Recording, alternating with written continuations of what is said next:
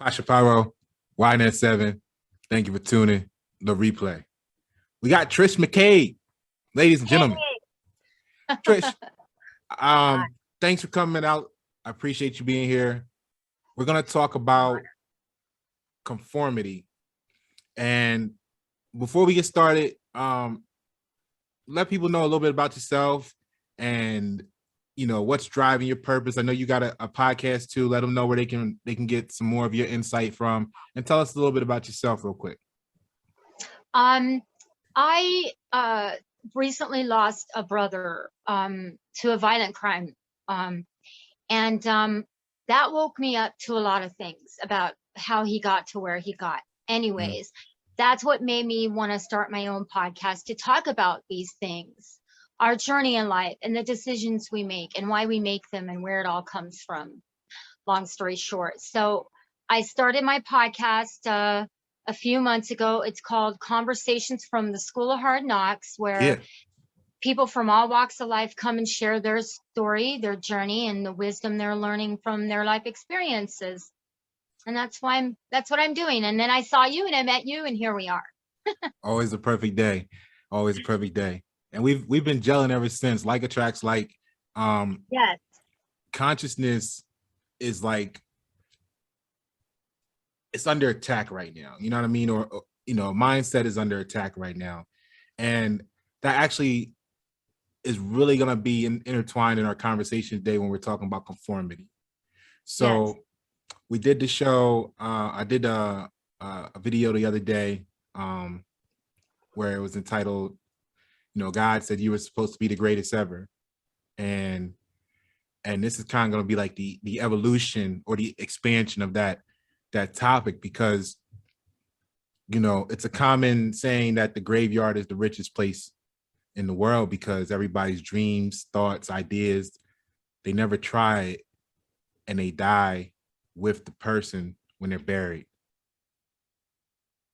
Speak on that. Let's get this started. It makes me think of Wayne Dyer. He had a famous quote that was like, "Don't let your music die inside of you. Don't let your song die," something to that effect. But I'm gonna go to a video that you shared about what happened to you in school. This really starts in school and what we're taught education is. Oh yeah. And I think that is at the core of a lot of things, what we're taught in school. And we're taught to go and get a job instead of pursuing our dreams. And even now I see so many people, you got to do this and you got to do that. And, some of my podcast covers this, I call it the constructs within our educational system. The SATs, all these tests, all these yardsticks for which we were measured up to. And that takes away individuality, and that tells people this is what you need to do to be successful, yada, yada, yada. Right. And from a young age, you don't really get to explore what interests you. And when you do, a lot of times they tell you you're a weirdo, or, oh no, they'll tell you all the reasons why you can't. Right. And that gets people stuck on the wheel of society's idea of what success is, and that all that stuff that makes any sense. Did I get too broad? No. You're in the right place. What I really like here is the audience that we have. They're very thoughtful and open-minded and open to new ideas. And what I like about what you said is it absolutely does start with school. I mean, you got these situations where kids know the answer, and they're conditioned like this at a young age. They know the answer, but they don't want to be seen as the nerd or the know-it-all. That starts so young, because that pressure of ha ha ha, So what's going on in that classroom situation is everybody's wanting to broadcast something about themselves. So the one they may know the answer. Of course, we know the people that don't know the answer, right? Which is fine. But then you got some people that are close to knowing the answer or actually know the answer, but they don't want to appear to be the nerd, right? So they're trying to broadcast how they fit into this group. That's normative social influence. And then you got the nerd, so to speak, that's like, hey, I'm the problem solver. I'm going to broadcast, I got the solution. And that's what they're selling themselves as, right? Which they get ostracized for and stuff like that. And then the same thing is apparent, like we said, when you get a little older, now you're taught to get a job, which is why we got the famous memes of, you know, when you post something like you just got a job, you get 10 million likes. When you post starting your own business, you get 5. You know what I mean? So that element in the undertow absolutely starts in the classroom at a young age. And how do you know, they don't teach that. They don't teach that in school on finding your own identity and pros and cons of conformity. Critical thinking. No. Well, they do. Not really. They do, because I can say I'm a product of that, but what it was the advanced gifted program. So it's totally this little, excuse me? Yeah, you are in your video, you were talking about what it did to you, how that affected you when they did that to you.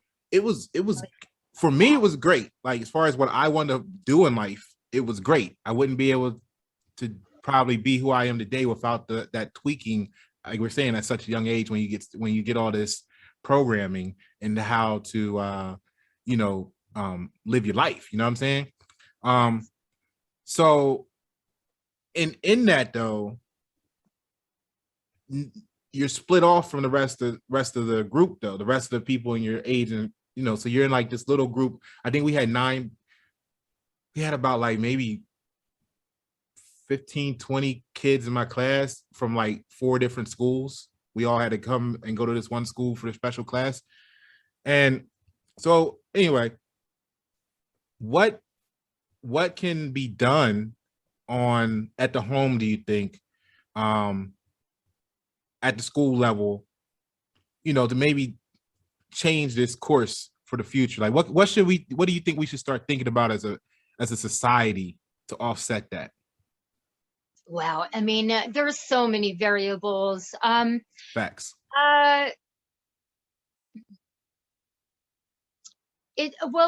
would say that it starts in the family unit, but so much is promoted and perpetuated once children go to school. And I think that really the base of it comes down to let children,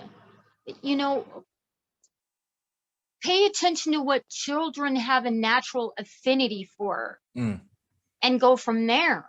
Right. Not what you consider. I don't like the curriculums. Now you're an exception, but the general curriculums are very limited. They're putting, how can I say this? It's a one yardstick for every brain. For one thing, that's inaccurate, because I mean, look at what happened to you, right? Well, I was the opposite. I had a learning disability, I have dyslexia, and they didn't know that. So because of that, they flunked me twice by the time I was in 3rd grade. Not only that, I had very mean teachers who told me I was stupid in front of the classroom. Thus, I shut down.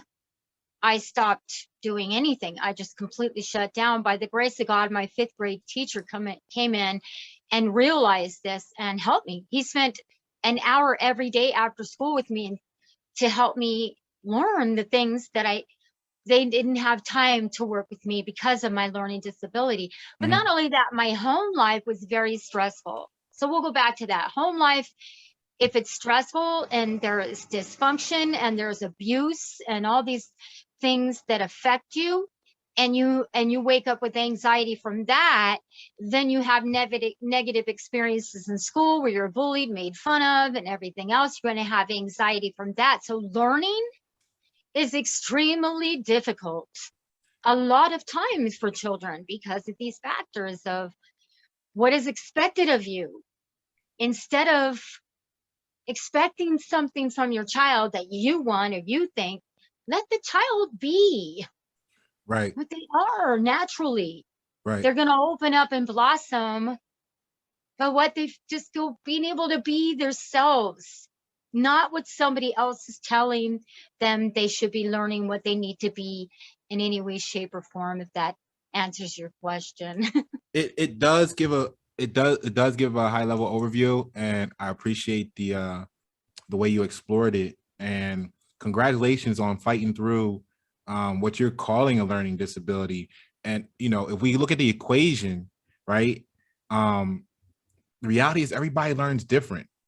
Some Yeah. people learn fast, some people learn slow, some people learn visual, some people got to be hands-on. So at what Audio. point do you say, oh, well, once you cross this line, there's something wrong with you? That's gaslighting. Everybody learns different. So let's just Right. throw all that out the window and find a way to say, hey, we just need to teach each other. Now, some of the things you were talking, you said teachers, you mentioned that, you mentioned home life, which is now we're into economics, because where that starts at, right, when you're talking about stress levels and everything, that starts before we even come out the womb, because the in our developmental stages, right, our body and our brain is learning from cues from the connectivity or the connection from the mother as to what to expect in the environment when it comes out. So if you're in a economically where you're not eating properly, you know, that's going to produce Poverty. We grew up in poverty, yeah, and so did my mother. yeah. So even if it's not poverty, let's just say you got poor eating habits.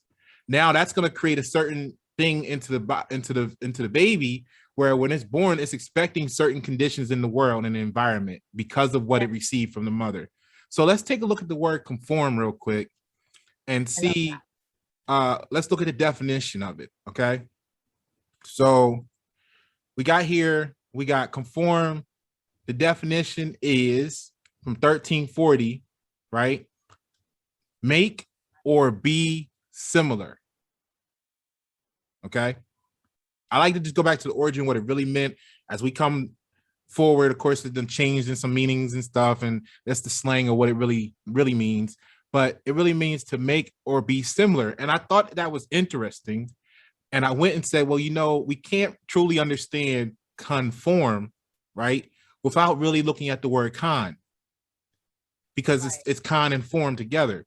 So when we go down and look at con and form, we have version number one of con is against, an opposition, a proposition, opinion, right? Then the second use is pour over, study, memorize. Okay. The third use of con as an adjective is duping, swindling.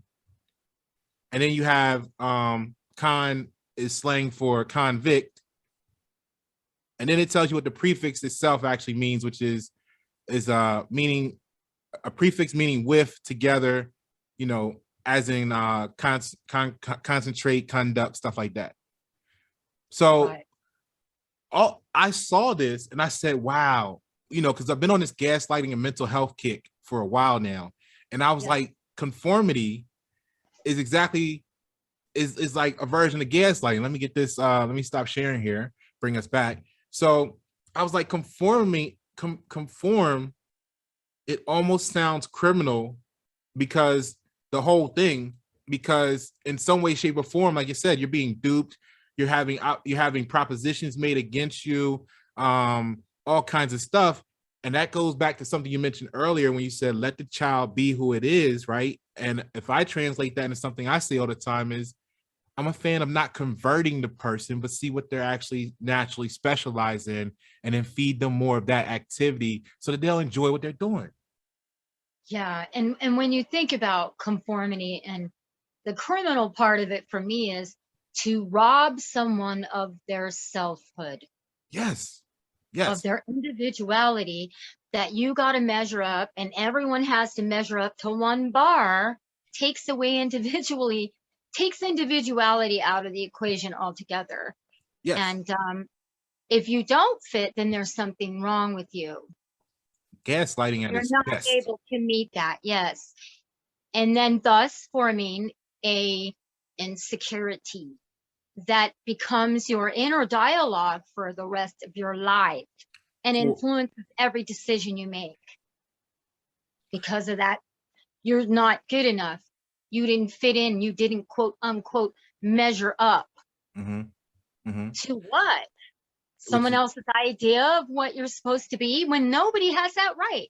Sorry, yeah. I get a little triggered on this one because No, this is absolutely the place to get triggered because we're nonconformists. that's right. Always happened. I have always been a complete loner. Patty the weirdo, that was my nickname, because I would ask questions like, that doesn't make sense. It doesn't, you're doing this, you're saying this, but you're doing that. And Right. when you do that, this is the outcome. Why would you do that? Exactly. Like the outcome tells you what's happening. The outcome tells you what's been going on. And yet nobody was really addressing those truths. And I would ask questions like that and people go, God, you're weird. What are you talking about? Because I was always a really analytical little kid. My Right. mind was always going, you know, Yeah. always. I think that's true for a lot more people that than would say they just want to, like, here we are again, they just want to fit in. And that's the danger of it. And to me, I see how gaslighting really is much bigger than just, hey, you and your Oh my partner God. in a relationship, like On so many levels. society, everything. You know what I mean? So what I'm looking at is the nonconformists, right, are the ones who bring forth the new ideas, the creations, the new way of living, the improvements and processes, thoughts, products. So on one side, you wanna shun and shut down the nonconformists and make them fit in, but then that degrades the evolution of the quality of life. And it comes down to, and I see these great memes that I just love it, think outside of the box. But in reality, people like us, we know there is no such thing as a box. The box is the illusion. Right. We just always knew that. Right. I don't know how, but we just didn't get, I don't even know, just, I can't explain it. Why there are people like us. I guess just, I mean, anytime I did express my views, I got outcasted and picked on poorly. Well, I was bullied for many different reasons, and my story is no different than anyone else because bullying is so rapid, which is gaslighting is a form of bullying. And so, but maybe, I don't know if you were in music as a kid, but like my dad was a singer, so music was my go-to place. And it was a place where I could be analytical because a lot of the greatest poets and songwriters wrote about this stuff, right? So it was my place that I could be and be an outcast, I guess. Yeah, anyways. Hey, no, that whole group was outcast, right? like, so it was like you weren't an outcast there. Yes. So here's a quote that I have here from a video, and I want to share this with you in the group. So the quote goes, it's actually from the sickness unto death, right? And it says, surrounded by hordes of people, busy with all sorts of secular matters, more and more shrewd about the ways of the world, such a person forgets himself, forgets his name divinely understood, does not dare to believe in himself, finds it too risky to be himself, far easier and safer to be like others, to become a copy, a number, a part of the crowd. I love that. Reflect Who's on that? That is Soren Kierkegaard, Sorenkierkegaard, and it's titled "The Sickness Unto Death." Yes. And it's that it really is based on the idea that anyone can tell you who and what you are and what your station is in life, what you're deserving of. what you're worthy of. And that is the lie that's on the table right now across the world. Nobody has that right. Nobody can tell you where you're supposed to be. And then and the education system, what we're taught is will give us success. Even our idea of success is a misnomer. It's not accurate. You know, that's a subjective thing. Success has really nothing to do with money or material things. But we're taught, go out and acquire these things and you'll be successful and you'll be liked and you'll be accepted and blah, blah, blah. Meanwhile, you meet a lot of the most successful people and they're miserable. I mean, look at a friend of mine, we were talking about Steve Jobs and what happened to him and how he got cancer and he realized he missed out on raising his family, he missed out on raising his children. He missed out on so many things because he was just after the money, after the quote unquote success, you know, and he missed out on his life. And he read a long paper on that for the public to read because he regretted it. But these things we're talking about, right, they're all intertwined, and you're saying connect that to what you were saying earlier, where you either society makes you feel bad, right, or you either become depressed and you cave in on yourself, or you're going to stand tall in that space and then you just be, you know, basically kicked out of society interactions. So what I think is, when you know your purpose, right, and what you're saying, remember we talked about don't convert, and so even with that, with the Steve Jobs example you gave, he was very focused on what his goal was. Yes. And he accomplished that. And then maybe once he accomplished it or got close enough to what it was, he started to drift away from it and think about other things like, oh, family. And damn, I didn't spend all that time with my family. So maybe people were in society were then in his ear. It could have even been his family itself, but something then got into his head that caused him to feel like and shift now to, oh, family, I should have, would have, what. But here's what I'm thinking. He got terminal cancer. Yeah. So and the combined fact, when you start to look back, but here's what I would say to that, right? Because if you're Steve Jobs and you have the thought, you have the vision, way before anybody else, and you set off on this goal to create what becomes Apple, right? Right. You know what you're building. So once you make that commitment, you have to kind of consider, let me put it like this so it's clear. Me being third party looking into that situation, hearing Steve Jobs, if I was to talk to Steve Jobs right now, I would say, Steve, you did not miss out on your life. You have to accept that your life was to bring Apple into existence. That was your life. That was what you were supposed to do. Because remember, and that goes into what started this. God said you were supposed to be the greatest, but the people that never tried. So let's say somebody got in Steve's ear prematurely and said, hey, no, your family's more important. We all have heard that, and in some cases it works out for the best. But let's say somebody gets in Steve Jobs' ear and says, no, society says you should be focused on your family. You need to be home at this time. You need to be doing this. You need to be here, and here. Apple would never be in existence right now. Where would the world be without it? Yes. Now, I totally get that. But what I'm tapping into on this particular is that, how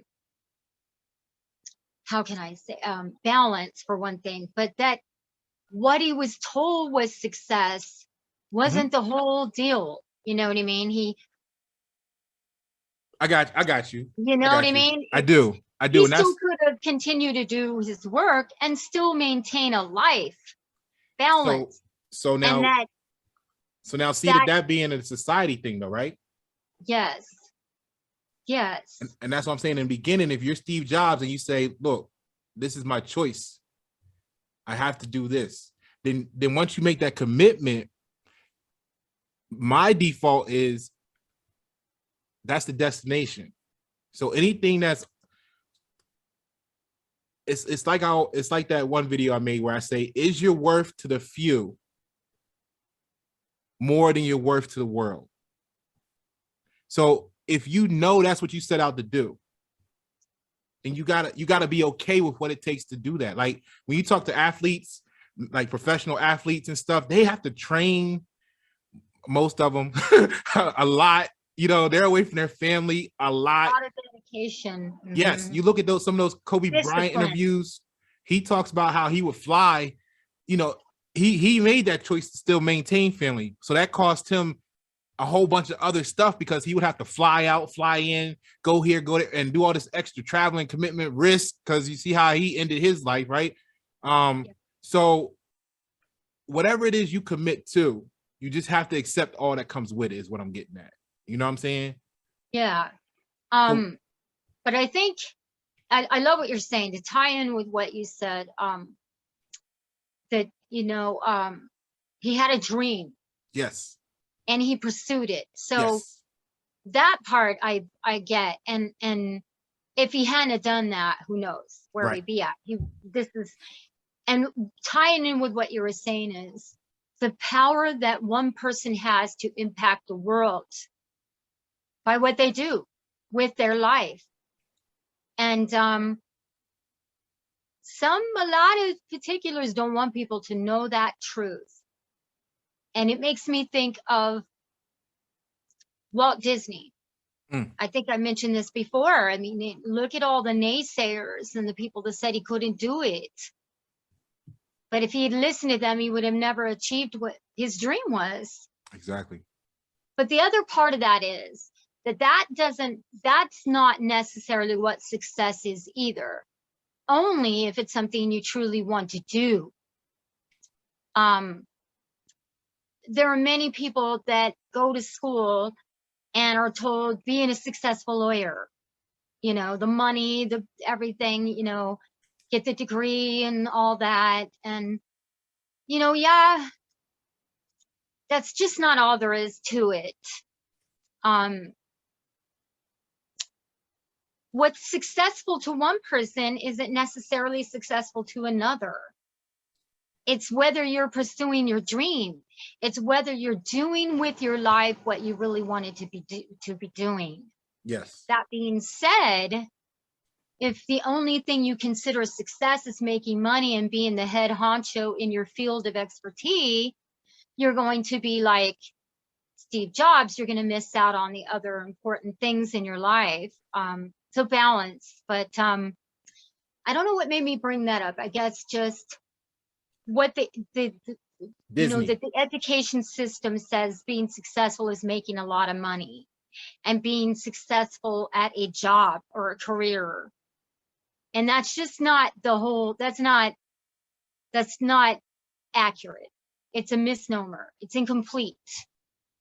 And what do you think about that? I think you bring up a great point, and it goes back to mental health and gaslighting combined. So watch this. Watch the magic. So let's start with this version of conformity, which some will describe as living one's life for others, not for oneself. Okay. Yes. So let's tie that into when you were talking success. Perfect. Success, right? So success, when you get into etymology, which is why, for me, one of the freedoms that you acquire when you actually embrace etymology is it makes it really difficult for people to gaslight you. Well, I ain't gonna say it like that. If you, from my perspective, because you know what's what. So like, let me look at it like this. Success, right? You basically describe, if I translate it in such fashion, in the equation I see it as, you were describing how people are gaslighted based on their perception and perspective of success and what it is to them and what people let get into their head that they should be to be a success, right? Because it's subjective. Yes. Now, when you get to the etymology, the word success actually means result. So what that really means is that anything and everything that you do is a success because it's all a result. Now, is it the success that you wanted or not? That's what makes the difference. That's why that I don't know if you know Drake, but that's why I laugh every time I hear the Drake song back in the day. It was a big hit. I just want to be successful. And I was like, all these people out here going crazy over that song have no clue that everything they do in life is a success because they don't know what the word means. Right? Yes. So now let's go to the next level with it. Because you're speaking. Awesome. Thank you. You were speaking about money, and some people are motivated by that. Now let's go back to Steve Jobs and Disney, right? Now, the way I see it is there's two, everything's an infinity, okay? But I'm gonna pick 2 points to showcase there. Yes, the one that we're identifying on this side of the fence, where you're saying people are focused on the money, the assets, materialistic things, whatever it is that look like success. Right. Now on the other side, and you learn this when you get into like business practices and business structuring, and like, do you charge for the hour, by the hour, or do you charge per completion of a project, which has a totally different value? Yes. You see what I'm saying? That's so funny. I'm putting a business together with my boyfriend. So, and we were talking about this very element of how we want to move forward with our little company. We want to charge hourly or by the job, and we want to do by the job, because it really is the job that determines the value, right, for us. But other people want to do it the other way. It's really, I think, just a personal preference. Yeah, I'm a fan of that. I'm a fan of that because although you may be in a position where it only takes you 10 hours to complete this task, right? It could have taken you 25 years to be able to get to the point you can do it in 10 hours. Yes. So you got to charge for that value. Now, let me tell you. Love that. So right on. That's so true. Hey, that's why my clients succeed. I do a lot of coaching. I do a lot of identity strategy, and I use my green belt to help people, green belt and process optimization and stuff like that. So here, let me tie this into where I'm going. Now that we're moving the scale from the general conception of money, hoarding money, cars, all this high-end luxury, that's what demonized evil, right? So now we can switch it over to, hey, what if it's just about completing your goal? And here's what makes the difference with that once we get on that side of the fence. Do you have a small goal, or do you have an enormous goal? So now, let's say a 10-hour task, yeah, it's going to have a certain value. It's going to take you away from your family for 10 hours. It's going to be whatever. You're going to get compensated for that. Boom. But to start Walt Disney from scratch, or to start Apple, knowing you want to make it Apple from scratch, Amazon from scratch, and know that you want it to be what Amazon is today, is ginormous. To just begin with the first writing of the first note in your notebook. So now, when we say, hey, you see where I'm getting to, where I'm saying, hey, Steve Jobs, bro, you're not a failure, bro. You had a goal, you set forth, you made it happen at all cost. At all cost. And so what's the common denominator? They showed up. Mm-hmm. They didn't know how they were going to do it. They just trusted they were going to, and they kept showing up for that every day. Every day. Like my podcast, people have asked me, how did you do it? I said, I just did it. Yes. I just started. Yes. And that's the only way to get there is to just start and follow, your instincts, follow your heart, go in the direction that you want to be, or it can't happen. Exactly. And so you got to know yourself first, like we talked about, like I talked about a couple other videos. And so me knowing myself, right? I know I'm emotionally unavailable, right? It's as far as the human emotional thing. I'm more like a computer and just equation based, right? So to me, what I was kind of saying earlier, to summarize everything that we just covered, to me, that's the cost of doing business. So when you because we just went over it in a couple of videos ago I did on Y Net 7. So we got cost, price, and value. Value. Those three things are never going to change. The cost is what it costs you to make it. The price is what you charge the customer for it. And the value is the value, you know, the worth that the customer gets out of the experience, what they're able to do with it. So now when you look at launching the Amazon or your business or Apple, you have to factor in the cost being the one that started it all. Doesn't just include the components of the phone. Let's say if it was just phones, right? It also includes the sacrifice you have to make with your family, or like in Kobe Bryant's case, the extra $3,000 for the private jet trips to run back and forth home after each game or something, every game. So when you see going back to sports, when you say, oh man, so-and-so got a contract for $45 million a year, and you're like, wow. But yeah, he's got to pay the private chef $10,000 a month to make sure he's eating right and flying everywhere, being everywhere he is. You got to pay stylists. You got to pay this. You got to pay that. We're talking traveling costs. If you want to be truly committed to your family, that's probably $150,000 a year additional. So that all goes into the cost of doing business. Yeah. You see what I'm saying? Or the cost of bringing that goal, that dream to manifest it. Some people aren't built for it. I think the other element that's really important in this is limitation. Mm-hmm. Limited thoughts and beliefs that really hinder people. If you want to be successful and you have goals and all that, it starts in the mind. Mm-hmm. What can I use as an example?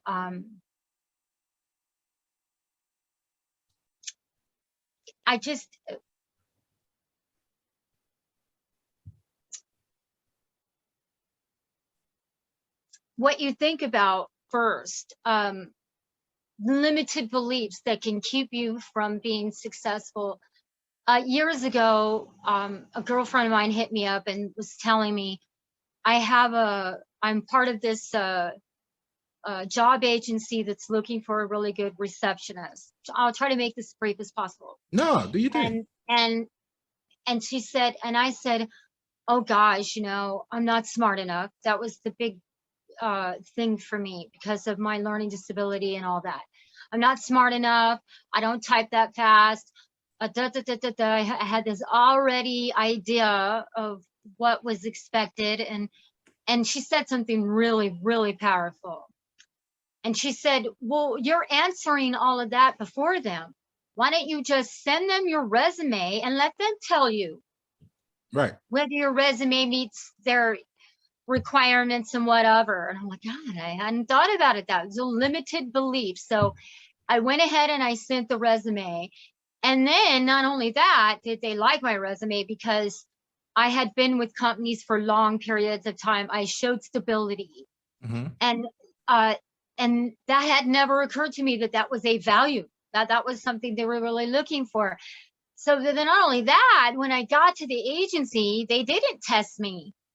They type test to see how fast I could type. Mm-hmm. But I said, well, don't I have to know more computer stuff and this, that, and the other? And she's like, no, every company is different and every company uses different software and programs and whatnot that are personal to the company, and they'll train you on that.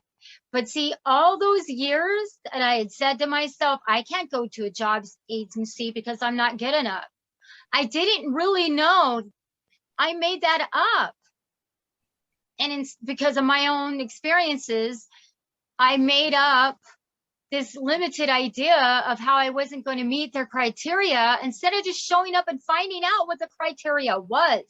Exactly. And if I could go back to where we went over in the beginning, what I would say is you conformed yourself. I'm not smart enough. You did that. You know what I'm saying? And by that belief. And it was limited. It wasn't true. Right.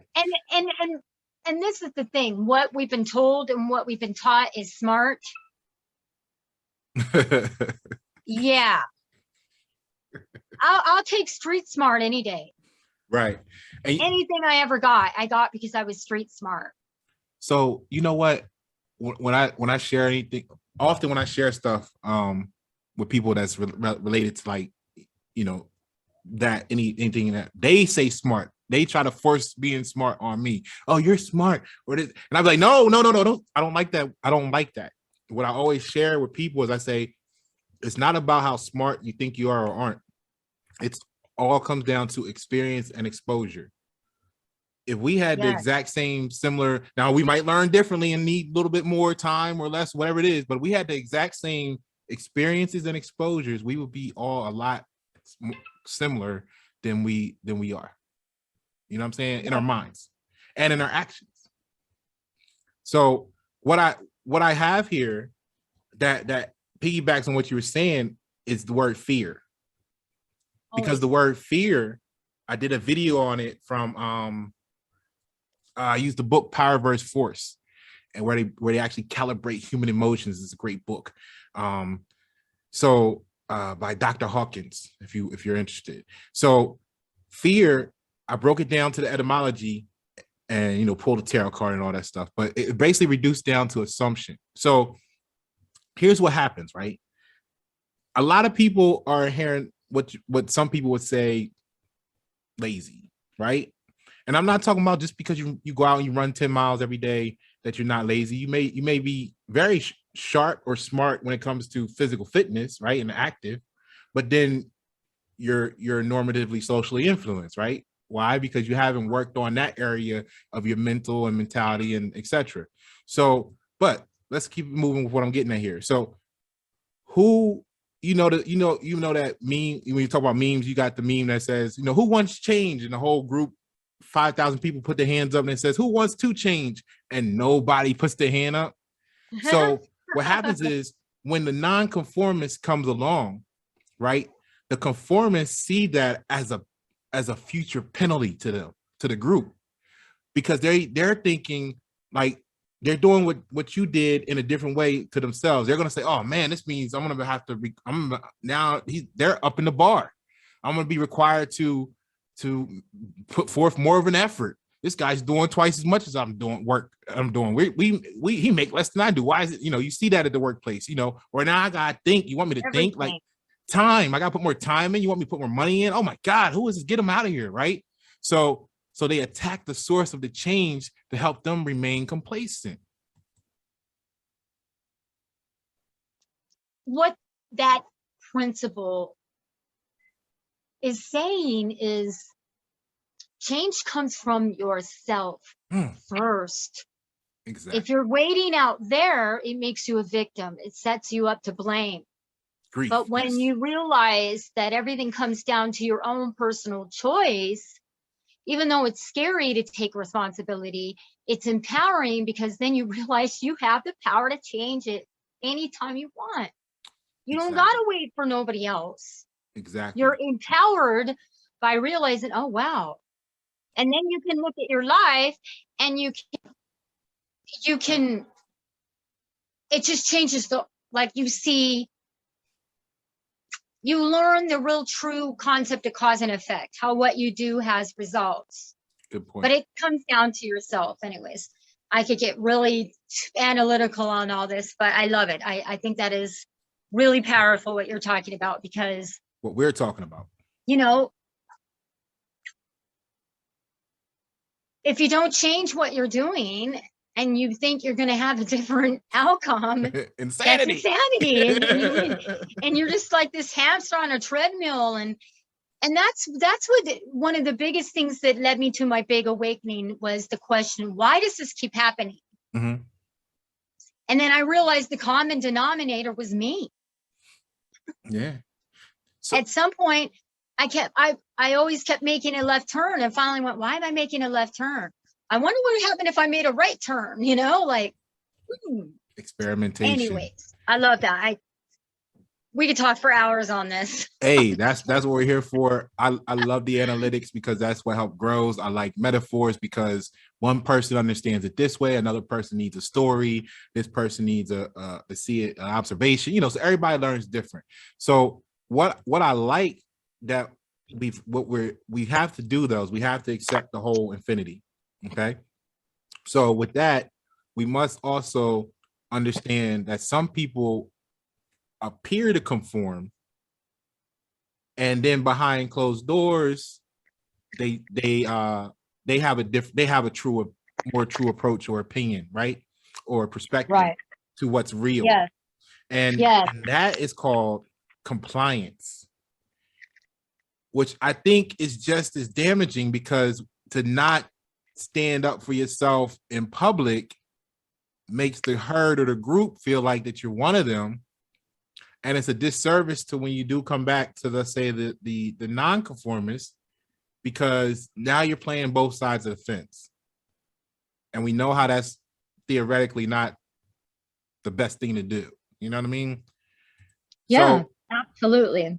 What it is in the undertow, though, especially in compliance, is humans, when you know, as far as what they taught us in school and everything, they learn, we learn to work together in little tribes, and that way the strong survive, and it made it easier. And the strongest were looked at as, whatever the reproduction factor value went up and all that stuff, and you could do things as a group easier, be lazy, less effort and all that stuff, and still accomplish the same goals. However, the same traits that promoted those benefits, and uplifting the community, uplifting each other, also allows the group to work together to oppress each other, especially the nonconformists. If you don't follow the group. Yes. Yeah. So then that forces you, or forces some, into compliance. And that's where you get into, trying to play both sides of the fence, feeling like you really feel this way, but when you're around these people, you want to be like this. And I took a unique approach. I just remain the same everywhere. We did a podcast about insecurities and where they come from, and we talked about school, and we used the movie The Breakfast Club as an example to talk about how I don't know, did you ever watch that movie? Have you ever seen that movie? I think I have, and it's just been a long time ago. It was in the 80s. I don't know how old you are, but this dates me. So, but the movie is wonderful, because what happens is these kids, I think there's five of them. There's the cheerleader, there's the jock, there's the weird girl, there's the troublemaker, and there's the nerd. Always one nerd. Of them, there's always one nerd. And so they end up having to do detention on a Saturday together. They get stuck in a room together, and they have to write an essay about why they got where they wanted, why they got the punishment that they did, and what they learned from it, and whatever. But anyways, in this 8-hour day, they all broke the barriers of each construct within each of those groups. And they talked about what was expected of them from their parents, what was expected of them in society, how they weren't allowed to intermingle with each other, and realize how much more alike they were than they were different. Exactly. And in the end, what they said in the letter to the superintendent was, we're each and every one of us is a nerd, a troublemaker, a cheerleader, a jock, a freak. There's every one of those traits live within us. There is no such thing as you're this, you're that. And these are all constructs. They're not real, and they're limiting, and they direct our lives based on where we think we're supposed to fit in with these various groups. And I myself had friends in all of them. I didn't fit in any one of them, because I identified with each one of them. I was very present to that. And they're like, wow, you understand. And I'm like, yeah, I could, except that maybe the nerd part, not so much, except that I'm very analytical. My mind is very analytical. And I'm a Rush nerd when it comes to music. Like, I'm a total geek on the prog rock, progressive rock music is very outside of the box. And so in a way, I could identify with the way their mind works. Maybe I wasn't a mathematician. Math was always very difficult for me, but I could understand the thinking behind it and that mindset, I guess. so even these constructs, these different groups are very limiting because it doesn't allow people to express all of the aspects of themselves. It just puts them in this one thing that they can't get out of. Like, if that makes any sense. Like maybe with you, you had an accelerated ability to learn, and I want to say it was math that you were really good with. Yeah, I honestly wouldn't even say I wouldn't even put it like that. Accelerated. I mean, I don't like any of that description. You know what I mean? Because what it does is it's Right. See, there's another label that's yeah. inaccurate. I don't do That's titles, right? pigeonholing. It's pigeonholing. Yes. Because But that again, was right. what I here the Yes. okay. So here's what it is. With what you were saying, I always go back to it's all about the destination.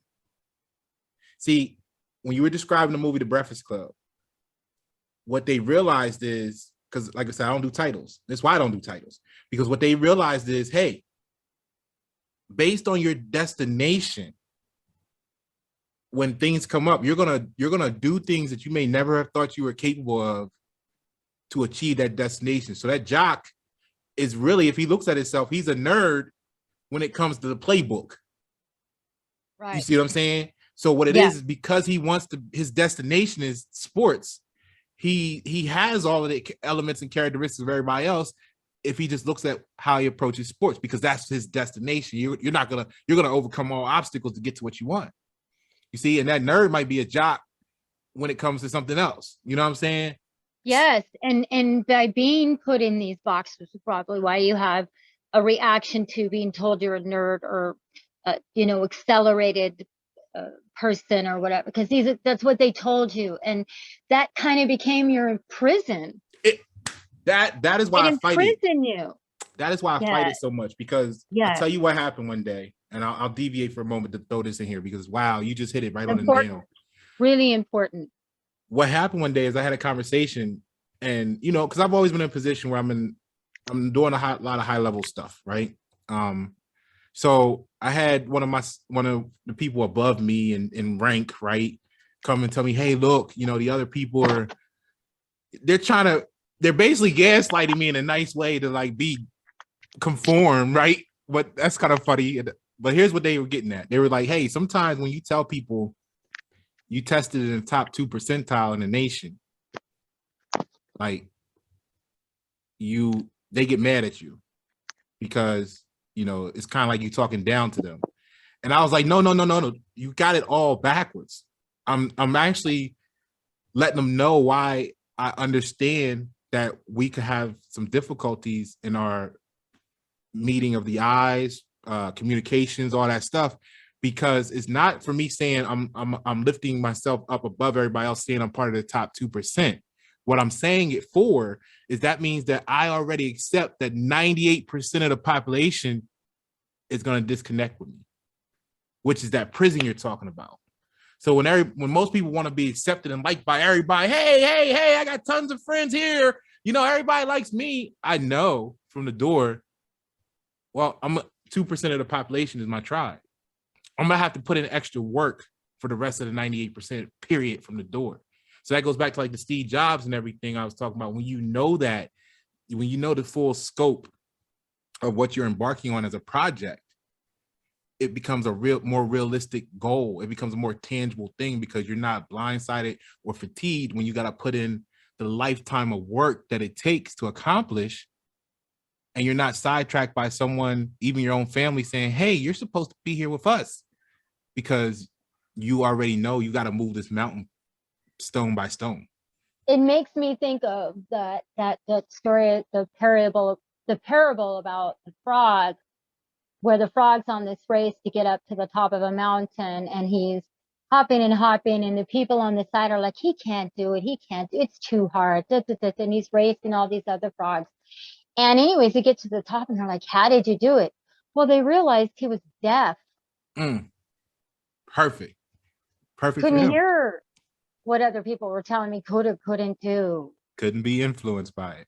Yeah, and that's really and if you talk with some of the most successful people, and what we consider a success anyways, I still that bothers me.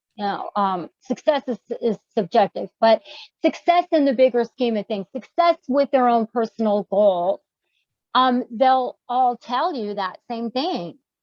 Look at Walt Disney and everything he was up against. They were constantly telling him it's not going to happen. You can't do it, blah, blah, blah. And he goes, watch me. Yeah. And then he did, and he made a song about it, which to me is like one of my most favorite songs of all time, about when you wish upon a star, makes no difference who you are. Anything your heart desires will come to you if you have the courage enough to show up for it. Literally, just even Woody Allen, which I really don't like him, but he says, life is, 10% perspiration and 90% showing up. So many people they don't show up to the job agency like me. Like normally I wouldn't have done that. I did, but because she said, just go find out. You're answering the questions before you've even talked to them. Let them tell you whether you're good enough or would you fit the slot or whatever. Just find out. But so many people don't even go after what they want because they have all these reasons they're not good enough because of whatever happened to them when they were little, and they listen to the people on the sidelines telling them they can't do it. Yeah. Or they compliance. And they die in the grave of unfulfilled dreams. Like you said, the graveyard of people that never tried. And the key is, and what we're getting to, is why they don't try. And that's really important here. Yeah. That's what we're talking about. Yeah. These things that get in the way of you pursuing your dreams and what you really want to do with your life. Yeah. Or you never get the opportunity to discover it because you're too busy living what somebody else say. And again, I always say it's always the perfect day. And when you stay focused on what you want, you'll be amazed at how the world just shifts for you to accomplish that. Like, let's say, how you were talking about your anxiety when you went for the job and you were thinking about that. I had to. So let's say I was the total opposite. I was like, man, I'm going to get this job. I'm going to do this, I'm going to do that. I didn't even know what job it was. Now, to tell you how amazing this has worked in my life for me, I moved to Charlotte. I never had an interview because when we've talked about some of the things already, we've talked about how I don't do well randomly all the time with people because of the stuff that we're talking about, right? I'm an outcast in every sense of the way. So people so what I notice is, not to say I struggle in interviews, but interviews, they always, people gonna form opinions, right? Whether you good or not. So what happened in my case was I never had an interview and nothing I did in Charlotte so far. Now I left corporate America, but in all my entry and upward movement, I was tested. So it was like, oh my God, you scored so high on a test, it don't even matter. Like, come on, you know what I mean? So I never even had to worry about interviewing, period. It was like, welcome aboard. So I've always had the specialist mentality, right? Now, going into conformity, it's people are conforming. Some of the scientists, per the research I did, they described it as this: trying to release internal pressure caused by group pressure. Yes. You see what I'm saying? And because I'm already brain dead to trying to fit into I'm numb to trying to fit into a group anyway. It's like I'm the frog, like in your story of going up the mountain. Even if I hear it, it don't matter because I'm just like, ribbit, ribbit. I love that. So that's awesome. That's what people do. And I think the same way, that's also what creates the limitations. Because if their destination is only to be here, like you're saying, they have this view of themselves, or society around them and their teachers and their parents and their household has told them they're never going to be shit. And, you know, just stay here. Why would you want to go and create something to take over the world? Just stay here, work, you know what I mean? Be modest, be humble. So now they can't, and that, you know, like a good thing I always bring up, I ain't gonna say always bring up, but if you want to control a population of people, all you got to do is, like, for lack of a better word, brainwash the women in that society, because they're going to cause the men to conform to the success or in success of what you know, program the women with. Yes. So it's an endless spiral. It really is. And when I think about, for me, I had a very stressful upbringing, lots of alcoholism and neglect and all those things. And so I had anxiety every day getting up in the house. But then I also had anxiety going to school. And if I didn't do well from the very beginning, I look back at my earliest experience in school, it gave me anxiety. Now, this is very important. What I'm going to say is you cannot test well when you have that much anxiety going on. And so you go to take a test, your anxiety is through the roof, your mind goes blank. Mm-hmm. You already got other things going on from home. And this is what I loved about Breakfast Club, is they talked about this anxiety and the stress that you have to pass this test, that you have to get good grades so you can get to the next grade level, and all that pressure creates learning disabilities.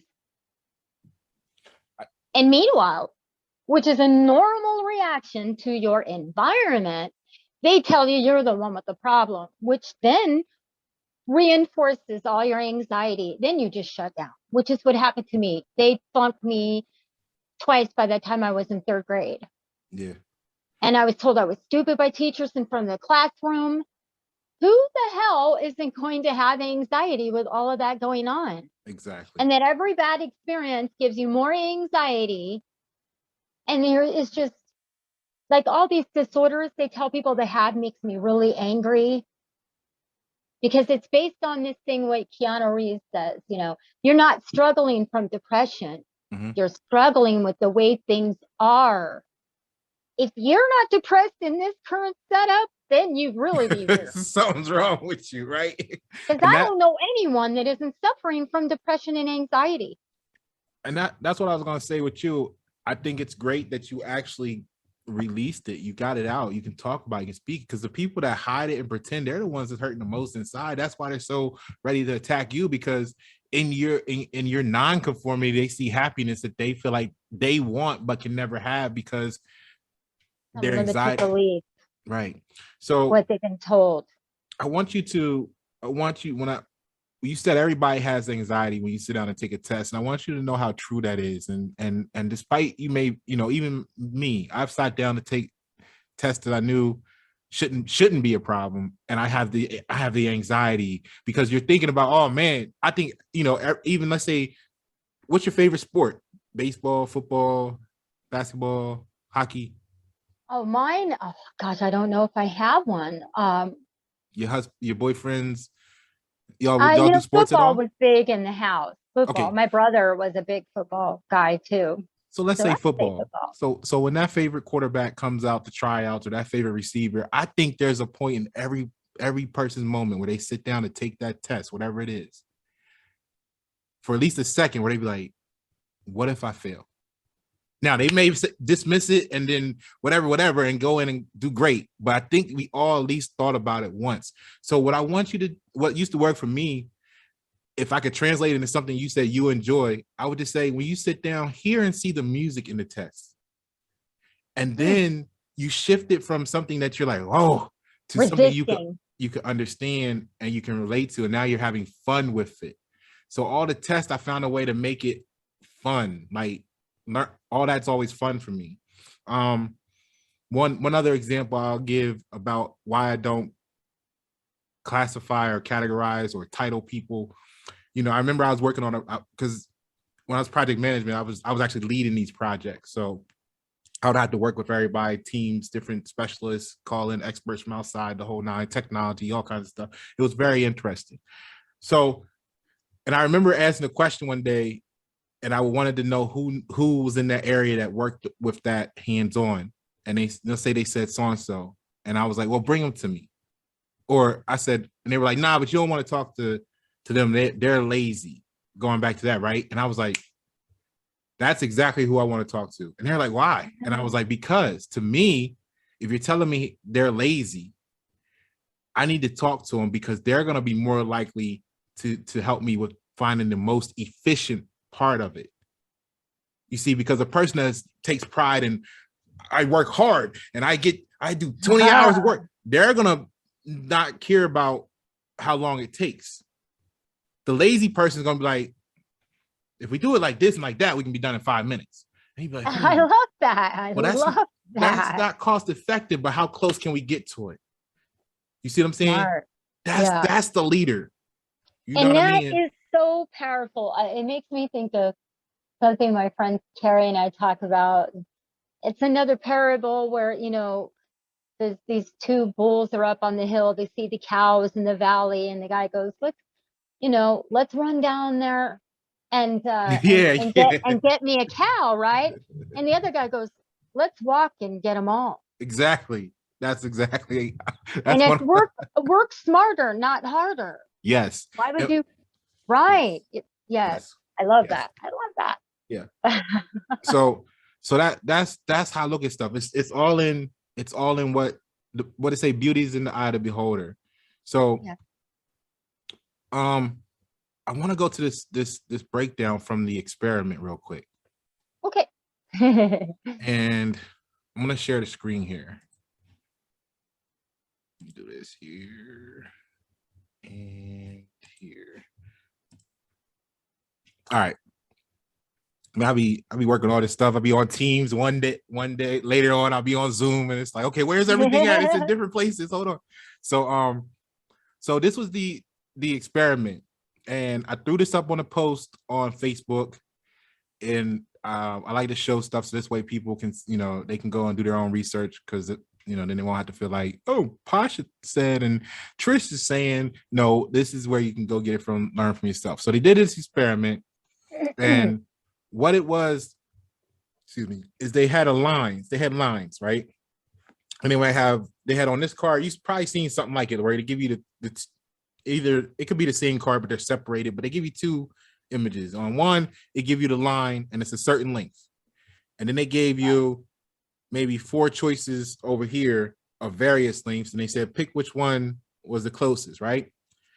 Now, the interesting part with this is when the people were by themselves and took this test, like something weird, like, or something very small, like less than 0.25% of the people actually got any of them wrong. Okay. So it was kind of easy. Everybody got it right. However, once they added a group of people, then they found differences. And if we go down to here, it shows the results love that. Yeah, the results of the conformity experiments. Nearly 75% of the participants in the conformity experiments went along with the rest of the group at least one time. Yeah. And when asked why, some of them said everything from they actually didn't know if they were right. Like so the group saying something different made them question themselves, or all the way up to they purposely gave the wrong answer to fit in with the group. Oh yes. Now we get to the great, I forget her name, but she said, it's just the whole, don't intimidate people. Don't outshine them. Yeah, never outshine master or something. Never out. Yes, and I shared a meme the other day on my page about that, because I just love that. I think that is this, and it was something that somebody said to the person, "You intimidate me. You're intimidating." And it's like, is it that person intimidating, or are you intimidated by them? Never make somebody's reaction to you about you. If they're intimidated by you, that's their problem. What, right. You gotta change and and fix yourself so that you don't intimidate people by just being yourself. Right. And this Right. is one of the things that, you know, gaslighting does that. If you're hiding your light, it's because you'll get gaslit lit if you don't. Yeah. You'll be And told you're being intimidating. yeah. No, you're intimidated by me because you're insecure based Mm, on a lie that was told you when you were little that you're still believing and limiting yourself. Because I'm not limiting myself, you're threatened by that.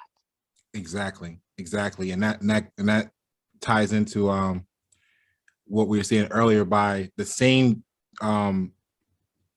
in the same instincts, natural instincts that help the average human in a group lift the group up, then becomes the same thing that pushes down and stomps out the light of the few. And I like to always categorize that what I do like to categorize that as is the imbalance or the disconnect between humble and proud based on the true definitions, because humble means not proud, and there's a whole campaign going on, especially in America or the United States, about be humble. And you would think that, because when you look at the etymology of humble, it actually means not proud. So you would think that proud then would be something bad. But when you go and look at the Well, etymology of the word proud, it means noble, excellent, and splendid. So what we have is a weaponization that's actually stomping out and suffocating the flame, so to speak, of all the communities, noble, excellent, splendid people, ideas, situations, things. I know exactly what you're talking about. It's this, when they say, what is it? Um, be peaceful. But you cannot be peaceful unless you stand up for yourself. Right. Peace can't be had if you're not allowed to defend yourself. It's the Yeah. same mentality. Pride. Okay, now, and we see a lot of people in the spiritual communities talk about the ego. Get rid of the ego. First of all, that's impossible. The ego has a dark side and a light side. The dark I like side is that. a very narcissistic. It's very narcissistic Mhm. because they say pride cometh before the fall. But like, let's say, and you talk about goals, let's say your goal is to graduate from high school. You graduate from high school, you're going to be feel a great sense of pride. That's what pride is. That's the other side of pride. That it's good. Everything in life has a duality, the dark and the light. They're both essential, or you wouldn't know one from the other, the contrast of things. So pride is not all bad. Yes, there's a time to be humble, and there's a time to be proud and say, oh my God, I achieved this. I graduated high school. I'm the first one in my family that graduated from high school. That's a good thing to feel pride. Mhm. If you know if you work really hard on your business and you make your first quarterly numbers are where you want them, you're going to feel prideful and go, oh my gosh, I did it. Yes. These Now, this is what goes back to what I talk about a lot with my friends and stuff, titles and labels and words that pigeonhole things where they don't belong, if that makes any sense, like the word Mhm. pride, and deeming it all bad and wrong, and then you're throwing the baby out with the bathwater because it's just not true. Yeah, and that actually fits into what you were saying earlier, with when you were like, you don't. How did you say it earlier? You were basically saying something along the lines of like, you don't know what drives people like us to do this versus someone else to think something else. And really, what it is our relationship with what's true versus what's popular. Yes, You see? yes. So let's review these factors here that influence conformity. There's 4 bullet points they gave. So it says Ash went on to conduct further experiments in order to determine which factors influenced how and when people conform, and he found that conformity tends to increase when more people are present. However, there is little change once the group size go beyond 4 or 5 people. So think about, you know, when you got a couple kids that you're in your clique from the neighborhood, but you know, you see that shift for that shift for power, that jockeying for power or whatever maybe, or they even Yes. work together. But what I found interesting with that size of the group is 4 or 5 people is not a lot. So now, once you get beyond 4 or 5 people, companies, counties, nations, organizations, boards, now you see where it's really at its most dangerous points, because what people come together to work on stuff and these companies and stuff, and now you got 10,000 people saying, no, you need to be like this. You know, we're going to build a dam, and this is what we're going to do for the water supply, right? Well, you can't gaslight the earth into making more well, like, you know, they have their ways, but that's another conversation. But normally Yeah. speaking, you know what I'm saying? Like, so Right. now you're in a position where you, let's say California, you're in California. I've been monitoring the situation out there with the low water levels and what's it, Lake Mead? Is it Mead? Is that the name of it out there? I Oh, think Lake Mead. yeah, There's a like Lake Mead yeah. in my area. So the water Uh-huh. level is dangerously low and stuff, and they're considering putting restrictions on. Well, you know, so When it's so big, see, for me, that one is misappropriation of our tax-paying dollars, first of all, but mhm. and then priorities. Well, if we're struggling for water, why is the alcohol company still allowed to use billions of gallons of water to make beer? You know, it's just time to Right. have the real conversations. Where is the water going? Not ration it from the people that, first of all, are already paying for the water and then paying the water and power company on top of it. And Right. let's not have that conversation. And really, anytime something is really big like that, like our government or companies or whatever, shit falls through the cracks, pardon my expression, but it's real easy for, you know, dollar bills to just be disappear under the radar because it's Mhm. too big to manage. Mhm. And it's too big to know what's going on. A lot of people think they know what's going on, really? Yeah. And You see, know? here's what happens, that now that we've set the foundation of what conformity is, we can build on how it really costs society, because now there was probably that one person in that meeting, at least one of us, me or you, or those like us, and the Y Net 7 subscribers, thank you very much. You too. So that was in that meeting when they said, hey, we're going to build this dam and it's going to back up the water and we're going to have water for days and we're going to be fine. And somebody in that group was like, hey, but you know, the whole weather pattern of the earth is secular and it has droughts here. And, you know, remember when the Sahara used to be Romans' breadbasket, you know, because the whole desert of North Africa used to be a lush grassland and growing and fertile. Like that weather pattern goes back and forth. So what happens when it stops raining here? Do we have a backup plan? And they're like, get out, because you're going to cost us trillions of dollars if we put that out in the public, because then they're going to question our plan. Yep. And now 20 years later or whatever, I mean, oh, what is it, 60, 70 years later, they're like, oh shit, we don't have no water. You know what I'm saying? Yep. More than And there's a 5 people. lot more variables. You know, years ago I worked for a hotel, Wyndham Village Hotel. I'll make this quick, but it just gets to, it kind of explains what we're talking about here of when something is too big and how things can fall through the cracks. Anyways, Wyndham has, I think, and had something like 300 hotels at that time. And so in the corporate world, and you know how that works, Mhm. when people are climbing the corporate ladder, you know, with this food and beverage directors of these hotels, will only be in their position for maybe 6 months to a year. And so in that time, each one of them will fudge the numbers and say, yeah, we're paying for, we're getting, you know, we sprayed for bugs, uh, blah, blah, blah. And we didn't have to this time around because it's really, really good. Everything's good. And of course, that money gets saved. And of course, the people above them like that those numbers are up and whatnot. So they'll fudge and say they sprayed when they didn't. Anyways, long story short, I'm working in the kitchen one night. It's like 9 o'clock, Friday night, and somebody had blew the whistle on the roach infestation in the kitchen and in the hotel as a whole.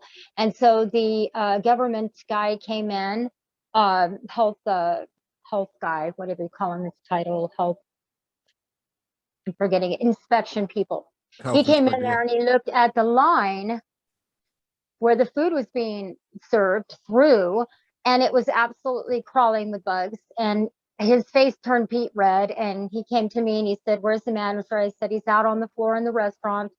He said, "Go get him right now." Literally. This little Asian guy, I'll never forget it. And I mean, just all I saw was my manager come in. I went to sit at my desk. I'm watching them communicate. And literally, the little Asian guy goes, "Cut the kitchen now." Right. And it took like 30 days. They had to completely bring everybody from all different departments from the hotel to clean the kitchen. There was dilapidated equipment and everything else. Wow. And all of this comes down to is, for years, these food and beverage guys were climbing the corporate ladder and saying that they were spraying, but they weren't. So if that can happen there, you don't think that's happening with their tax-paying dollars? Come on now, people. Come on now. Everywhere. Where's the money? If people sat down and they added up how much tax they pay on everything they buy in their city alone on a daily basis and added up at the month's end, and then times it by everybody in your city, where's that money? Things that make you go, It's really not rocket science there. It's just not. But the cognitive dissonance is just through the roof. People don't want to see what's right in front of them. And until we do, I mean, that's the conformity factor, right? Because they're like, oh no. Matter of fact, here, that brings us to the next bullet point, right? Because conformity also increases when the task becomes more difficult. So in the face of uncertainty, people turn to others for information about how to respond. So now the people is saying, "Hey, where's the money going?" They're like, "Oh, you know what? We're just the little guys. We'll never be able to figure that out. What, they're not going to tell us." All these excuses we make, instead of being like, "Yo, yeah, everybody, let's get together and figure out where the money going." You know what I'm saying? And, yeah, and especially when I hear people say a government handout, huh? Where does the money come from? Us. We're paying for it. I'm not sure. Where do you think they get their money from? All the taxes, especially in California, are taxed to death. So that's actually gaslighting in itself too, and it's forced conformity as well, because they want us to believe, which is why I always just kind of, when people start talking taxation and stuff, it's like, man, they don't really understand that. They don't understand currency, and they don't understand the exchange between the Federal Reserve and the Treasury. You know what I mean? And how currency is actually created, and that, or to go back to what started it all with the whole separation from, look at the United States claim on why they separated from England. Boston Tea Party is what they told us, right? So, and that has something to do with tea tax, right? Or something. So in reality, it was about the money supply. When you go and study the real history, not the conformed history, you find that there's a lot more to what was going on than exactly what we were taught. Yeah. So which is exactly what's going on today. And so without knowing the history, you're doing to repeat it, which is why they put such energy, money, and effort into conforming the population, so they won't know. Now here's the bigger thing, and I don't want to get off on a tangent, but come on. What people don't understand and what they don't teach in school is the law of cause and effect. Yes. If you want to know what the future looks like, it's not something you wait for, it's something you create. So what you're doing is going to have a certain outcome. If you look at your outcome and you ask, how did it get like this? Now you're going to get somewhere. Yeah. it didn't just happen all by itself. There's something we've been doing that created this outcome. Let's look at that. What are we doing that's perpetuating this result?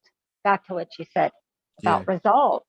Yeah. And that's what people, they give it to God or karma will get them. No, no, it doesn't work like that. See, God is our co-pilot, but God gave us free will.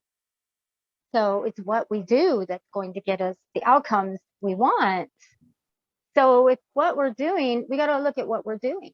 Keep going. People say, oh, the world is crazy. Well, it didn't just get here all by itself. Conformity. How did we get here?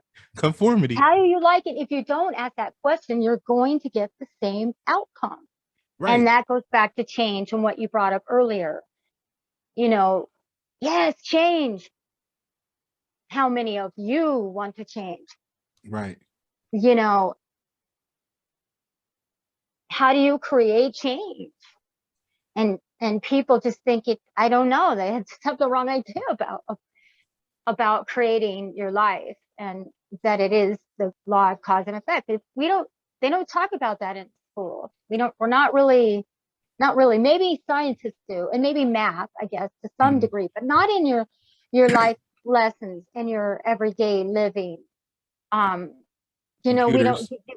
Computers. And we talk with kids, like, when you behave this way, this is going to have this outcome. When you do this, this is going to have this outcome. There's just not enough conversations with children, I think, on that truth. And in general, and I have a lot to say on it. I could talk for hours. No, I like this because, like, when you said that, I'm a fan of if-then statements, and that's really why I bring up like analogies the way I do when I say, oh, I'm studying Greek mythology and analogies in third grade. So cool. Because I love that. That right there, I think, is the biggest tool. And if you want to protect your mentality against gaslighting, just study analogies. Yes. You know what I mean? Because you're going to be able to, and what that spins into is the if-then statement. And then once you start getting and playing around with the if-then statements, you're into, well, at least the old school computer programming. You know what I mean? Because I was taking computer programming in high school. Like, we were doing program. I was working on Turbo Pascal, which is what they use to build C++. Wow. So, and you work with a lot of if-then statements. If this, then do this, then do that. So that same rationale that you were talking about with the instilling into the children, cause and effect, is the same thing that's happening with an if-then statement. So absolutely. Absolutely. And then the third bullet point is conformity increases when other members of the group are of a higher social status. When people view the others in the group as more powerful, influential, knowledgeable than themselves, they are more likely to go along with the group. And this is where we were getting into, where you were just talking about, the leadership with the tax dollars, the teachers in the classroom saying you're crazy, you're stupid. The celebrities, look, watch this. The celebrities buying the designer bags, and then everybody else wanting them, and then once the knockoffs flood the streets, then nobody wants it anymore because the prestige went away. Go ahead. What were you gonna say? What's the word? The word that comes to mind is hierarchy. Yes. And that there is such a thing as hierarchy. Yeah. There isn't. Right. There's no such thing as a class of people, or you ever heard that saying, out of the mouths of babes? Sometimes children will say the most profound things because they're not beat down by society to question what they see right in front of them. Right. And they go, oh, and then you're told, no, it's not that. Deny, deny, deny. Mm-hmm. You know what I mean? But sorry, I get triggered, but hierarchy is what comes to mind, and that allows abuse, basically, gaslighting, pigeonholing. And it's fed to the people because it's coming from the hierarchy. Now they feel like it's truth. And then because they're normatively socially influenced, they don't go and do any research. And there you go in that spiral again. And then they want to make you the conformist, because remember we were talking about how does change happen? The nonconformists bring change about. So that's why they're trying to stomp you back into conforming, because no, don't change nothing, because now we'll have to change too. You see what I'm saying? But I like what you said about the kids though, because, and I guess for the people like us, what we never did is we never grew up in the sense that they want us to, right? Because when you get into the study of knowledge, one of the elements of knowledge is observation. Now, look at what you're talking about the influence. True knowledge, right? Observation. What really happens versus what somebody told me, right? And that's what you're getting at. You got the gaslighting and all this stuff to force conformity, and that goes against what you observe. But then what happens to make it even worse is the brain is known to justify what it wants to believe. So once you've been subjected to conformity and pressure and all that stuff from the group, you want to fit in. So you want to, those people want to fit in. Their brain is going to justify what it wants to believe versus what it even sees. Yes, and this ties in with the two factors of the difference between education and wisdom. Yes. All the education in the world doesn't mean diddly squat if you don't know what to do with it. If you don't have any wisdom, and that's more important than education and what we've been taught education is. You know, so many people I know that are very educated have not made good choices in their lives on the personal level. Right. So we just need some clarifications on these things for sure, so people really understand what we're talking about. Yeah. Now the last bullet point is, excuse me, and you talk about clarity. So I think this is a perfect segue to the final bullet point. Conformity tends to decrease, however, when people are able to respond privately. So research has also shown that conformity decreases if they have support from at least one other individual in the group. So let me break that down real quick. What it's what it's saying, because I'm familiar with this experiment.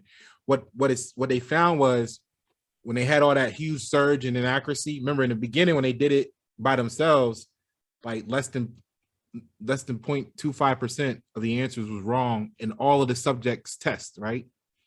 When they put them in a group, it skyrocketed to at one point, at least 75% of the people answered it wrong on purpose at least once. So, and I love that. What a great test. How clever to come up with a way to demonstrate what you're talking about.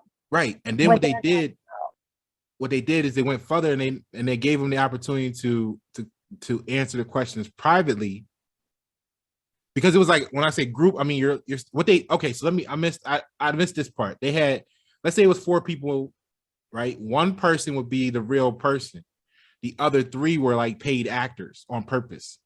And they purposely told them, out of, let's say 18 questions, we want you to answer 12 of them incorrectly. And that's what they were doing with the actors. Their job was to come in and purposely answer like 2/3 of the questions wrong on purpose, with the one real, subject that's actually being studied. And that's how they were doing it. So out of 4 people, 3 of them were like paid actors purposely getting it wrong. So what happened was, they were the ones sitting there like, oh, well, I thought it was, they're thinking in their mind, I thought it was 2, but the rest of the group said 4. Okay, I'm gonna go with 4 too. You know what I mean? So, but when they found that they gave them now they pulled them aside, they had them answer in private, the numbers went back up to inaccuracy, like to nobody got it wrong, virtually any of them. So that part, and the other part it was saying was, as long as they have the support of at least one person in the group. So here's why the nonconformists are so important, because they're going to be the catalyst for revolution. You know what I mean? Or I ain't gonna say revolution, because that means you're going around in circles, but evolution in process, right? So once that one person comes in their group and is nonconformist, the reason why they want to stomp you out so quick is because they know it's going to spread.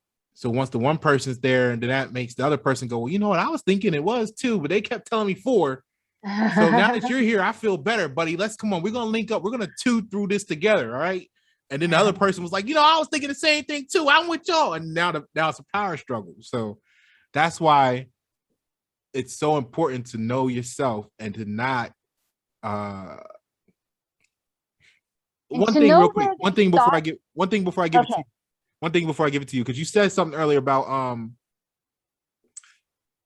what you were saying was basically how you look at certain elements and components of yourself and people in general as limitations. And Yeah. I actually think that's part of your perfection, individuals, all of us. Well, sometimes what we feel like is our weaknesses, we need to understand that's what made you perfect. Like I said, when they described the one guy as being lazy, I said, that's awesome. Go get them, because that's the element I want to, that this project needs to exploit within them. So what we need to do is find within ourselves who we really are, stop trying to fit in, and start trying to be us wholeheartedly, because that's what's going to make you great. It is so true. I remember years ago I was watching this story about this young girl that was in high school. I'd say she was 16. She was swarthy. She was a big girl. I made fun of, mercilessly made fun of.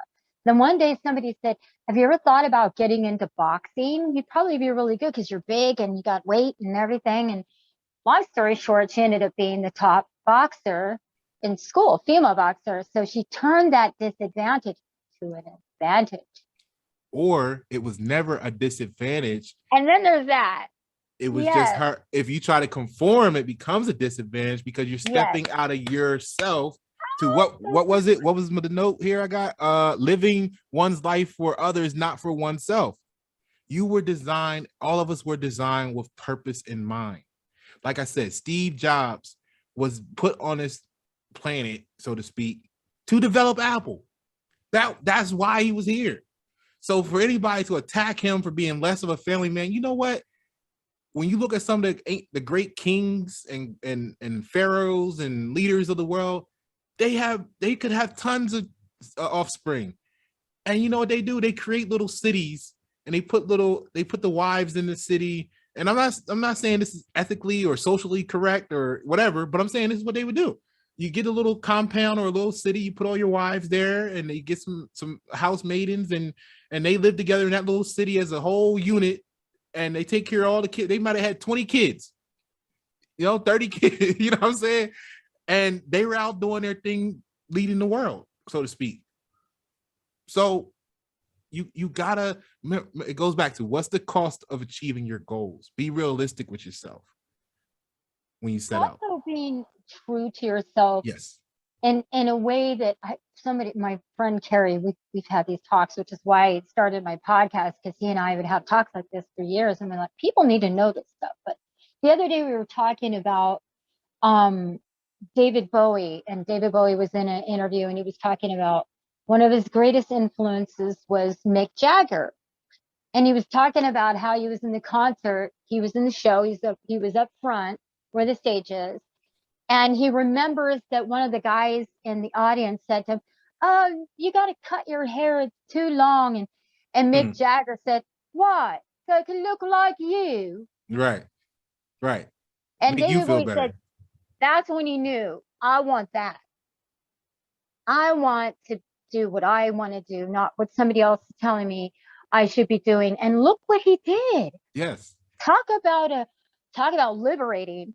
He liberated so many people just being himself and all of the aspects of himself, constantly changing, and like, don't let anybody put you in a box and tell you got to be this. And as soon as they do, he would change his look and be something else. And he never let anybody put him in a box. And I don't know what you said that made me think of that, but I love that. I just think he was so, like, think about if everybody thought like that, but they just wanted to fully express themselves in every way. Right. And that's what he did his whole life, right up to the very end. He did it the way he wanted to do it. And God, could you imagine if we had a whole world of people that did that? That's what our purpose is. We were people like you and me and all the other nonconformists of the world. I think we were all sent here to aid in the ascension process of the people on the planet. You know what I mean? So what I want to do is, I know I have access to your podcast. I want you to send me the link, because I can go there individually, but I don't know if you have like a master link where people can come and see your whole your whole I site. could send you the link. And I'll put that in the comments of the video here. So anybody that wants to check out the podcast, for Trish, it's amazing. And she does a really great job. I really like your content. I'll put the link in the comments below. And what you said there about like, it made me think about this. The way society is set up, especially when we're talking about conformity, because and the whole scale of that, the whole scope of that, you know, because then we get down to basic stuff like, no, you need to have a job too, like everybody else, and pay your bills. Like that stuff comes up too, right? So what happens is more often than not, like we were talking about earlier, that people never find themselves. So what that defaults in is, like you're talking about the Mick Jagger situation, it defaults in the society actually, and the way the system is set up actually kills the next great Picasso before they even get started, because the person may never realize they were going to be a great painter because they're too busy trying to go to college, and they're going to work a job that they hate for 20 years because their parents told them that's what they're supposed to do. And then they have a family and they feel responsible, so they're still going to stay in that position where they hate their job every day they're going to take care of the family, and they never realize they were supposed to be the greatest painter in the world. They don't pursue their heart's desire. You may never even know, because what if one day you were just supposed to stumble across it? Like, you know, not everybody wakes up and say, I'm gonna be a painter and let me go learn how to do this and be that focused. They might have just stumbled. And why is that? Why doesn't everyone wake up? Because it's not promoted in children. We don't ask our children, what do you want to do? Or guaranteed profitable. Yeah. They just talk about the construct and what's considered acceptable success, but not your own idea of it. And it's, you think about the greatest singers and songwriters and entertainers and how they got you know, they were like us, they were different. And they didn't listen. They were the frogs. They didn't listen. They riveted all the way to the top. And then they really realized a lot of things once they got famous wasn't all it cracked up to be. That's a whole other conversation. But they didn't let the outside world limit them. Right. And that's why people admire them or are drawn to them, because they wish they could have that. And they think that somehow they can't. And the David Bowie didn't do that.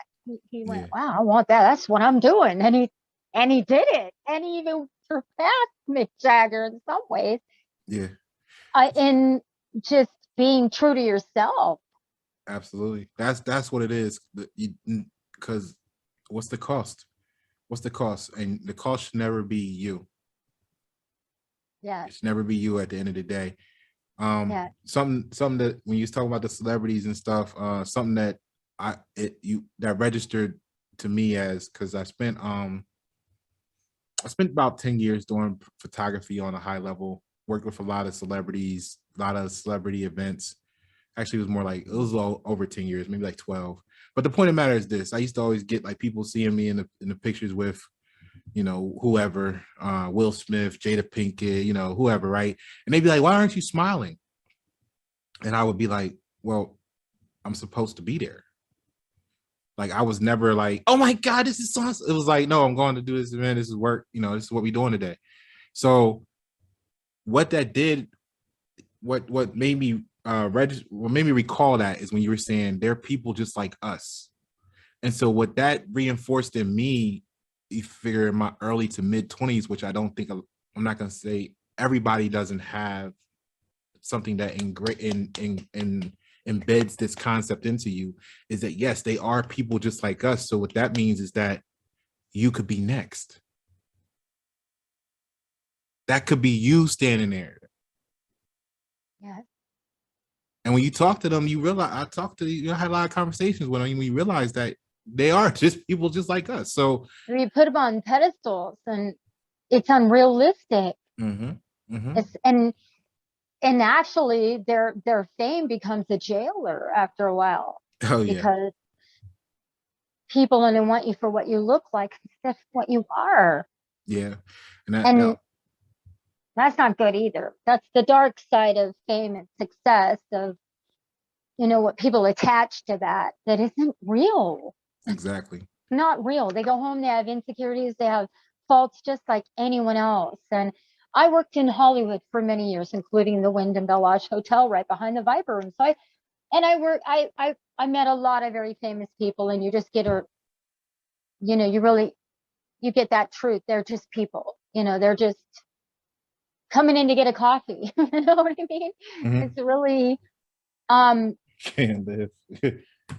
the whole starstruck thing and all of that, you get, I served a lot of people and got to be friends with a lot of famous people, and they're just people. Like Mhm. Gene Simmons coming in and asking if there's something that doesn't have any fat in the pastry because he's on a diet before they go on their big tour. Mhm. And we're laughing. I'm like, no, everything in the display case is fattening. I'm sorry, can't help you. And we chuckled, and it was like no big deal, And I Yeah. think that I did form a lot of relationships with those people because I didn't make them feel uncomfortable that they were Gene Simmons, or I just treated them like anyone else, Right. Right. you know. Exactly. But what it is that they can have it and I can't. And if you sit down and talk with any of them, they'll tell you, yes, you can, because they were at one point, nobody knew who they were, Just like me and you. so like me and but all things aside, is when you think about Gene Simmons, we were just watching a documentary on Kiss and how they got started, and they just didn't know how they were going to do it, but they were going to do it, and they were going to be themselves, and by golly, they did. I mean, there'll never be another band like Kiss, No. totally original. And when everybody was telling me, that's weird, you can't do that, they were even outcasted amongst their peers. So like, whatever. But Yep. everybody knows who they are. So again, the gaslighted because people are jealous and insecure. Yeah. Yeah. Like we talked about, that being the original, coming with something different, being the nonconformist actually brings the most value to society. What I like that you were talking about, I had to make a note. So missed opportunity. See, we're talking about stuff that's still on the positive side of things, right? The light side, like, well, okay, we're laughing, we're fun, different levels of that. Now, what I see though, and it ties into what was that? What was it on the bullet point? Yeah, conformity increases when members of a group are a higher social status. So here's one of the dark sides of that same conversation with the celebrity being people just like us, and we recognize that, but when others don't, right? Missed opportunities. How many times have you been in a position? Because I know you're ahead of the curve in a lot of things, where you're talking to people maybe for years in some cases, right? You're telling them A, B, C, and D, A, B, C, and D, A, B, C, and D. And they're like, you're crazy, get out of here, either conform or leave, right? And then for whatever reason, their favorite celebrity, their favorite football quarterback or celebrity personality or whatever comes on years later down the road, says the same thing you were saying, and they're like, oh my God, did you know that? You were like, your jaw, after you pick your jaw up from the floor, you were like, yeah, I was telling you that for the last 5 years. That's the dark side of it, because they view them as loftier or higher up. They miss the same message coming from their neighbor. Yeah, yes. And they spend all this time making them an outcast, gaslighting them, destroying their emotional health if they're not mentally strong enough, all to come back and say, you know what? So-and-so said this the other day. Did you know that? And then they talk to you like you never even told them. Oh my God, don't ever get me. I think this is, to me, the most frustrating thing, when you see beyond the construct, when you see what's behind them, what's underneath them. It's very frustrating when others don't. I think about Jim Morrison. I mean, so many things that he wrote about, like, once people get famous, it's like what Jim Carrey said. He goes around all the colleges, I don't know if he's doing it anymore, and he says, I'm here to tell you, you can have the beautiful wife, the car, everything you ever dreamed of, and it's not the answer. Because if you don't have a selfhood, you're still a puppet. You're just a famous puppet. Right. Or slave. Exactly. To conform and do what the record label wants to do, like what happened to Prince. Became a slave. He even had it on the side of his face.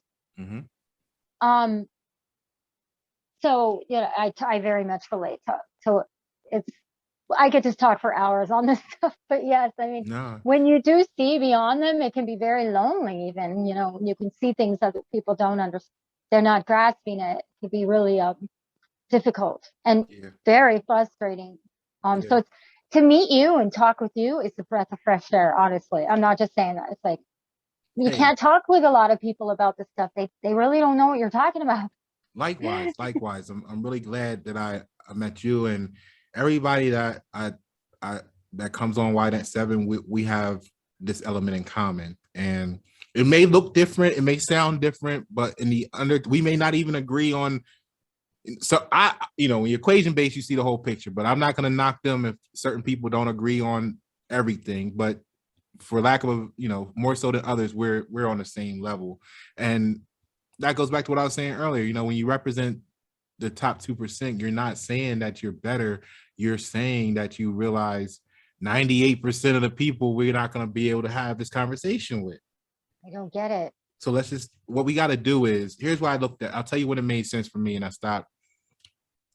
It really made sense for me when I started looking at my music statistics, and because I like to do things myself hands-on, so that even when I get bigger and delegate tasks, I still have a understanding of what is the capability or capacity is, so that I can actually, even though I'm delegating, I still need to understand what I want done.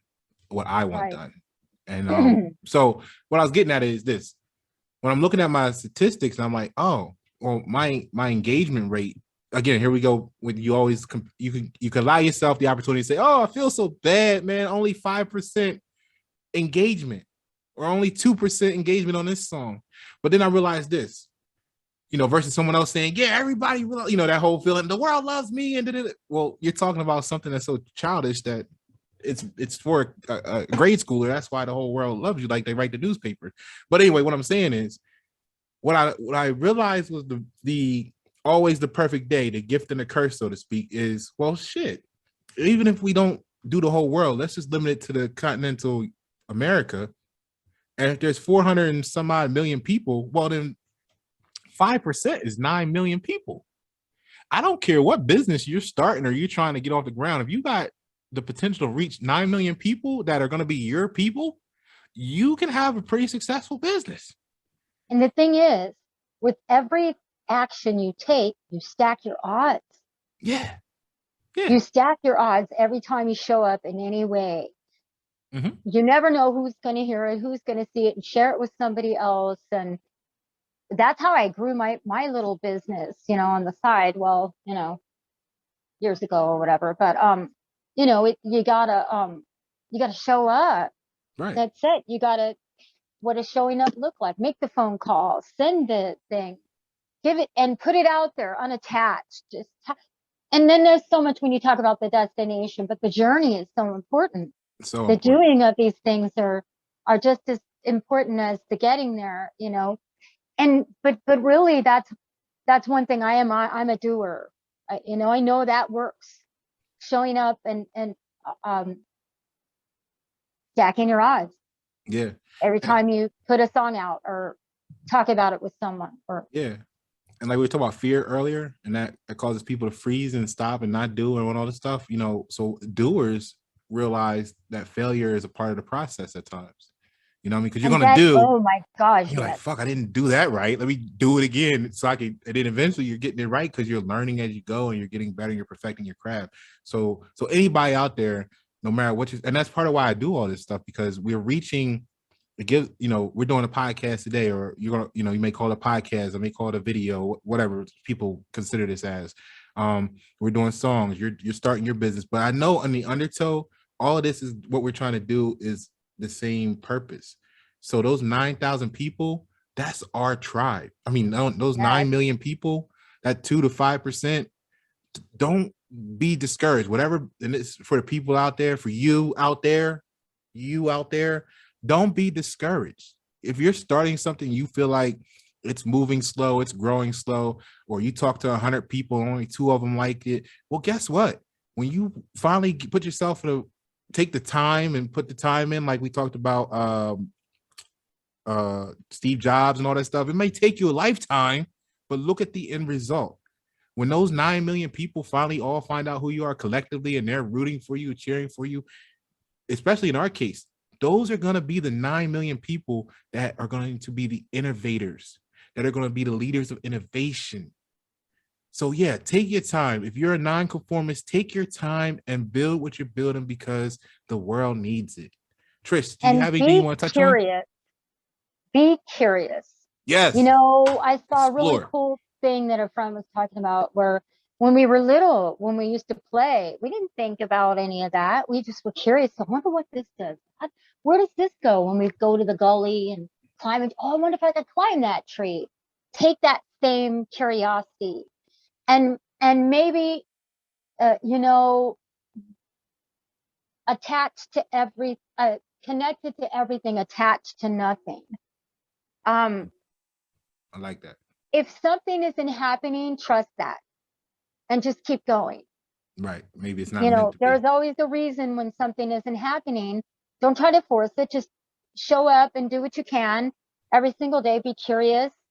And have fun, man. Just enjoy the process. And I love what you said. What you said is so important. If you fail at something, if you get your mind in the right place, you never fail, you learn. Yes. You always gain wisdom. And that wisdom is preparing you to receive the thing you're asking for. Yes. Yes. And that's what's so important. And don't let the people talk you out of it. Don't conform for them. Don't live your life for others. Live it for you. Ribbit like a frog. Ribbit. Just go.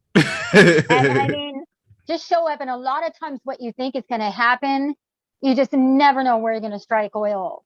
It's usually in the most unlikely places you never would expect. And that goes back to what you were saying earlier. Just get started. Just do it. You don't have to see the whole staircase like Martin Luther King said. You just have to take the first step. Yep. And the rest it'll show itself. It'll reveal yourself as you're going along. Yeah. And that's all that anybody who's ever successful does. They just show up and they figure it out as they go, and they'll make mistakes and all that. But when you're pursuing what you really want to do, it's just a different thing anyway. So that's the I like your metaphor used there, and one that complements that is, and I know you heard this, and for the people out there that may understand what she's saying with a different application, I'll add this.